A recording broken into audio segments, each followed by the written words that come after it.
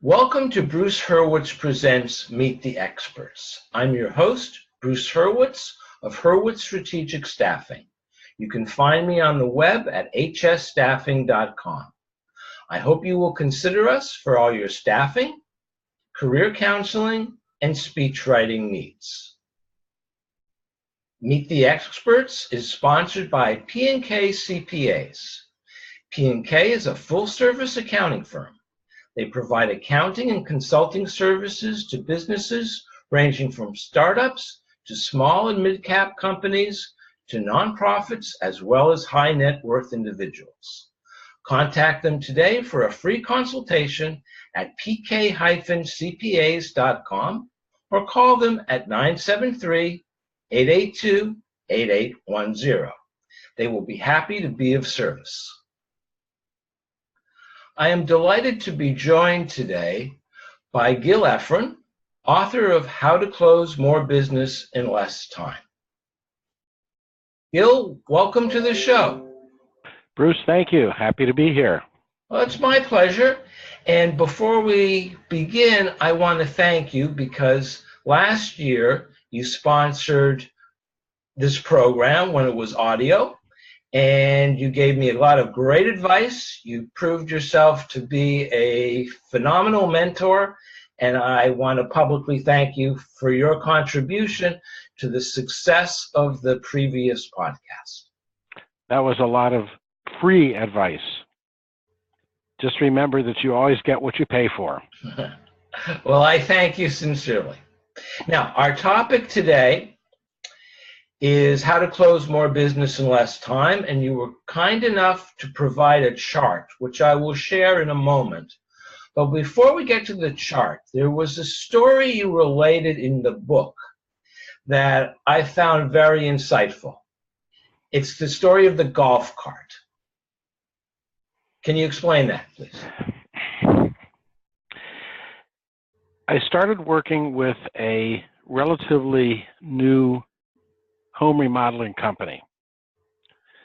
Before I got to them, they had made a decision to spend a huge amount of money on radio advertising. And you can imagine how much response they got. It was a big goose egg. They got nothing from it. So one day they challenged, what are we going to do? We don't have any money left. Well, as it happened, one of the co-owners had a golf cart in his garage. Nowhere near a golf course, but he had a golf cart that was given to him. So I developed a strategy. I said, when you do an install in a neighborhood, and what happened is when they went to a neighborhood, somebody would see them and they would get a lot of work from one job. So I said, I want you to take the golf cart to the next job that you do that is an outside job, whether it's a roof or windows or whatever, and do that on a Saturday morning. Well, why Saturday? Can't get the guys to work. Well, do it on Saturday because all of the neighbors are home. And indeed, so they took the golf cart, they took a big cooler of water, and they had told them to put the name of their company on the side of the golf cart, and they put some streamers on it, made it look like a lot of fun, and they set up right in front of the house that was getting the new roof. And it was only a matter of time until people started to congregate because they're hearing the banging and all of the other stuff. And the kids that came with the dads along to see what was happening were always the first to notice the golf cart. And invariably they would stand near looking at the golf cart, tugging at dad's trousers or shorts and pointing at the golf cart. And so one of the owners of this home remodeling business was coached, and this was all part of a strategy. We knew what was going to happen. So one of the owners would say, you want to sit on the golf cart? And the kids, all of a sudden, they're, seventh heaven. And he says to Dad, come on, let's take a ride. So the ride was from in front of the house that they were working on, down in the neighborhood to the dad's house. This was an opportunity for the owner to talk to this homeowner and to do some investigation. How long have you lived here? Nice house. Did you just put those windows in? It was all about gathering information and building a relationship. And at the end of that, they would go back to the building site, and the business owner, the home remodeling company, had all of the information that they needed about Dad and his phone number and so on and so forth. And from there, they would make an appointment. So it didn't cost them anything to do this except for the bottled water. And they got a tremendous number of leads every time that they did this. So that's the story. And it's a good story because it shows that ingenuity outweighs the checkbook sometimes. They didn't have any money. So this was the choice that they had. So in other words, sometimes you can do a great deal on a zero budget. Yes, you can, and they certainly did. And that was one of the strategies that we used that was part of a process that was designed to help them be extremely consistent in their work with prospects, to be able to close more business in less time. You know, that would make a great title for a book, wouldn't it? You should write it. I should do that. Oh, I think I have one right here. There you Look go. at that. There you go. Wonderful thing. Okay. All right. So I had mentioned, and now I'm going to share this with our viewers. You were kind enough to prepare a chart that shows the steps in the typical sales process. Yes. Now, first, just so our viewers understand, let's put it this way. This is written in English, and then it's written in Hebrew, and then it's written in English. So we're going right to left. I'm sorry, we're going left to right, right to left, and left to right. What are you doing? No, Follow the arrows. You have to follow the arrows. Follow the arrows. They're not big arrows. Yeah, that's why I pointed them up. This was designed to be held in your hand, not to be projected on a screen. Understood. And if I'm not mistaken, at the end of the show, we'll put up your contact information, but people can find this on your website, correct? That is correct. I'll give it to you now. I'll give it to you again later. The website is gileffron.com, and the chart is at gileffron.com/chart. Great. All right. So that's pretty simple. Okay. Now, so the golf cart story. We're at client attraction, your first square. That's where the golf cart begins, correct? The golf cart is sitting at the end of the driveway of the house that they're working on. So yes, it is the first step. It is attracting attention of a prospect. When they get into the golf cart and Dad's in the front seat, the kids are in the back seat, they're having a conversation. That's the rapport building. They're getting to know each other. And one of the owners of the home remodeling company says to Dad, how long have you lived in the house? What have you done any work recently? Have anything on your agenda? It's all about gathering information. And so those were the first three steps. And then the education part, it's a little premature to bring that up at this point. You'd probably wait until he got into the house to really do some pitching. But he would do some general kind of education about who they are as a company, as a home remodeling company, the benefits that they bring, their value propositions, and they had a good story to tell. So it was reinforcing the rapport building and the information gathering so that when they went to set an appointment, I think their closing ratio on appointments was 9 out of 10. They could get into the house. Okay, so how do you get into the house? You're driving along, you have the children in the back of the cart. You can't very well say, well, can we go inside, because you want to get back to your work site, because there are more fathers and more children, and you want to be able to have as many rides as possible. So Right. how do you transition to getting inside the house to get to the education square? Well, it's not done in one step. Clearly. We're selling something on behalf of the home remodeling company that's more than a $39 something. It's in the thousands of dollars, and it's not an instant decision that homeowners make. They want to think about things. They want to look at alternatives. It's a lengthy sales process to begin with. So it's a matter of the objective of this activity is to get a phone number, some information from the dad, and to find out what's a good time to call. And I assume you would hand out, you being the business owner, would hand out a business card and maybe a brochure. Correct. Now, how important is it for that neighbor to go to the client and say, how did they do? Are you happy with the job that this company did for you?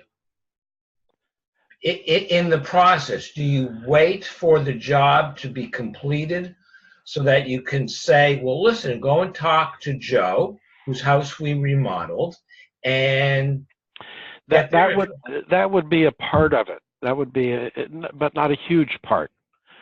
The neighborhoods that they worked in were suburbia, lots of kids, and everybody knew everybody. So it was easy to get in, talk to somebody that had done the work, and they would have indicated to this new homeowner to go talk to the one that had done the work. And part of their strategy was to mine, as it were, as in mining, a neighborhood. Because once they got into the neighborhood, they owned the neighborhood. Where we live right now in Florida, where it's a sunny day and it's warm, where I never, I shouldn't say that. I shouldn't make fun of you that because you live in the north. But I lost my story. Where was it? It was sunny and warm. That's okay. It's sunny and warm. Everybody knows everybody else. Yeah, it's a mining thing. We have 2 realtors that absolutely mine this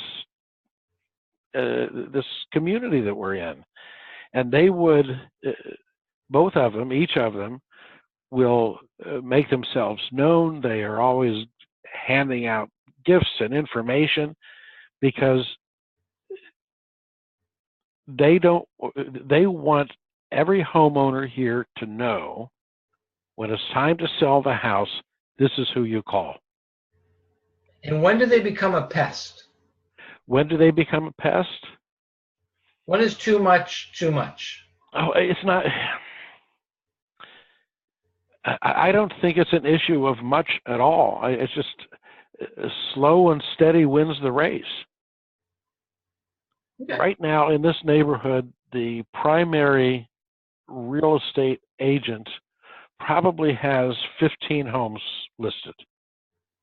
Okay. They happen one at a time. They sell, move on to the next, and it's not a humongous activity. Just very natural. We've got about 15 minutes left, so let's go back to your chart. And we've handled client attraction, rapport building, information gathering, education. So let's go to the second line, handling objections. In the sales process, typically a homeowner, a prospect, will ask questions, have objections, and utter those. Sometimes they're not spoken, but most of the time they are. The salesperson will introduce a concept or an idea, and the prospect rebels against that. They don't want that. They object to what is being sold and implied to them. Well, in many situations, when an objection comes up, salespeople don't know what to do. And I contend, and this is one of the things that I try to teach in my training programs, is that those objections from a prospect should never occur.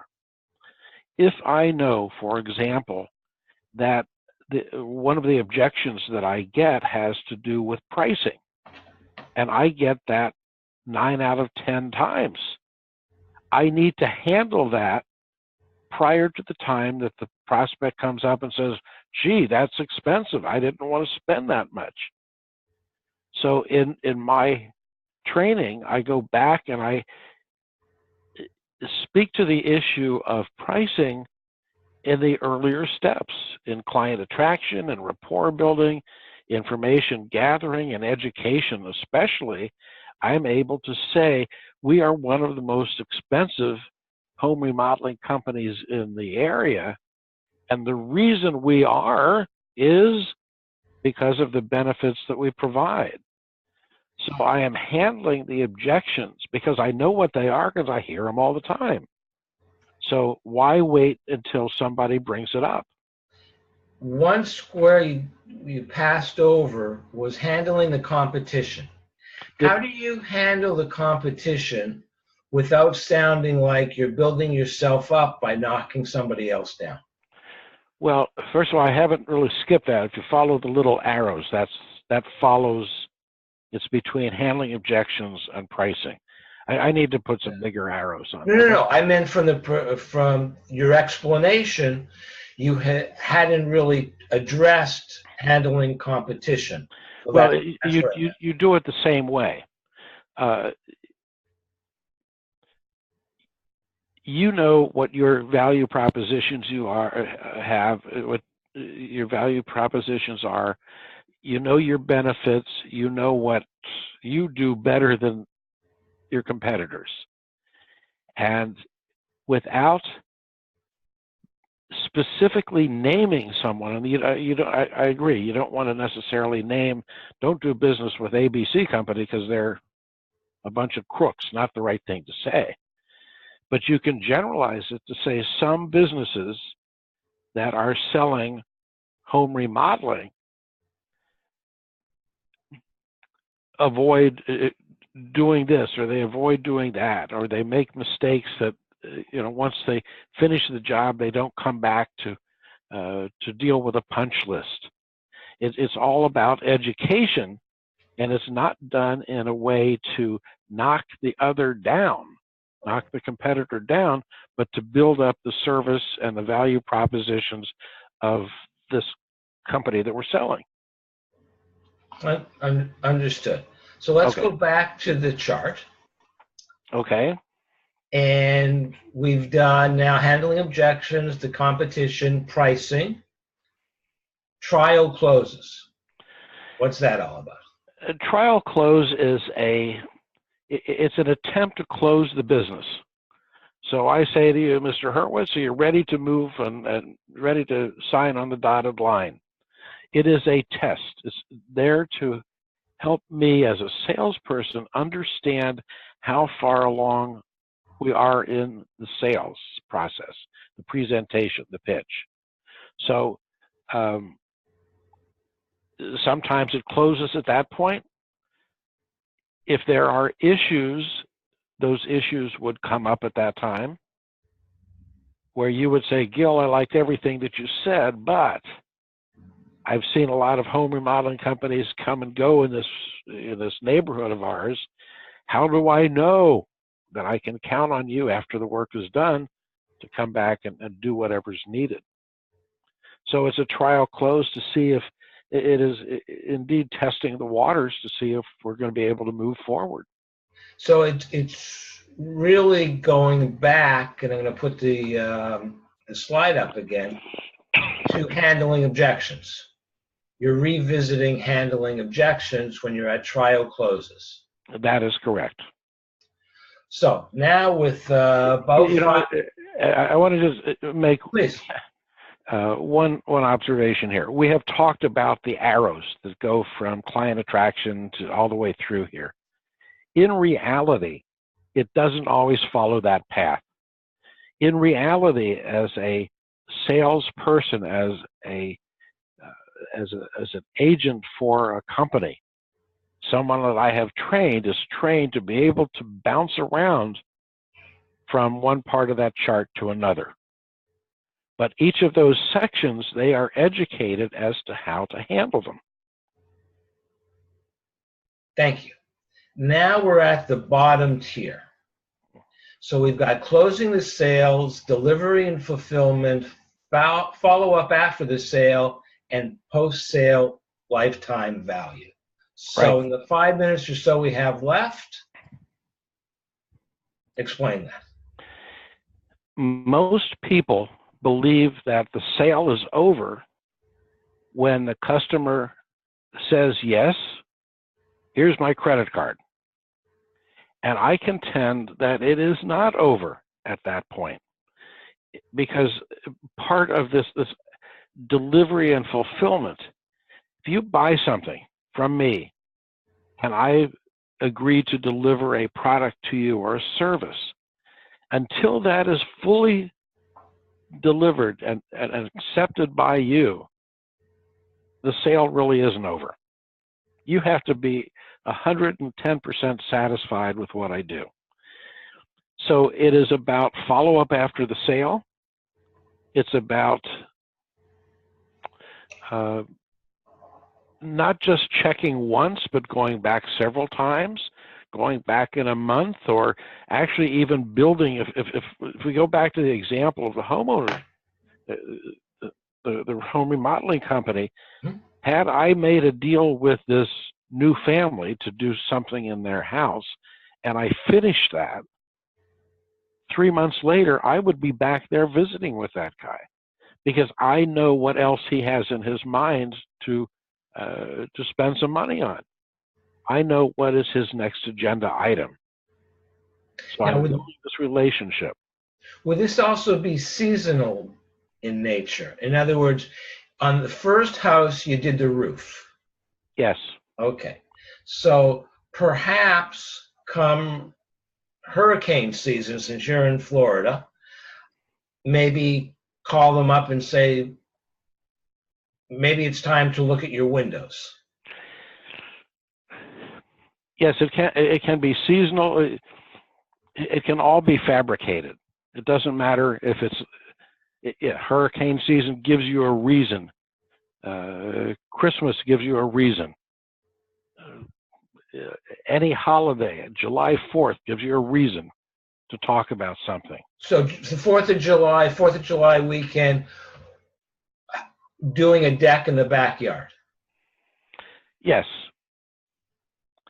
But you could also, it doesn't matter. It doesn't line up so directly. If I understand my prospect, and if I've visited with them, I understand what their agenda is to do in their house. And this chart that we've been looking at is also the chart that I use when that home remodeling company walks into the prospect's home for the very first time. Sort of like your cat just walked into your office. The cat is paid to do that, and she does a very good job. Scared the living daylights out of me. Well, I think we put her to sleep again. That's all right. Gil, we are just about out of time. I want to thank you profusely. You always provide a wealth of actionable information, and that's what is so important, because anyone in sales at any level can now take what you've offered us in the last half hour and start building on that, and hopefully they'll get the book which I highly recommend because it's a good read, it's an interesting read, it's a fun read, but it's also educational and informative. So I thank you for coming on. My pleasure. Always happy to be here.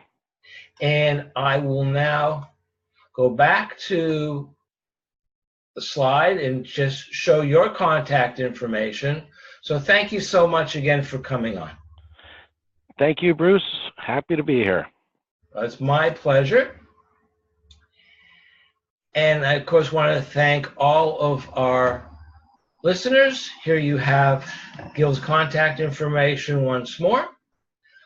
I thank you all for watching. And as always, please keep focused on success.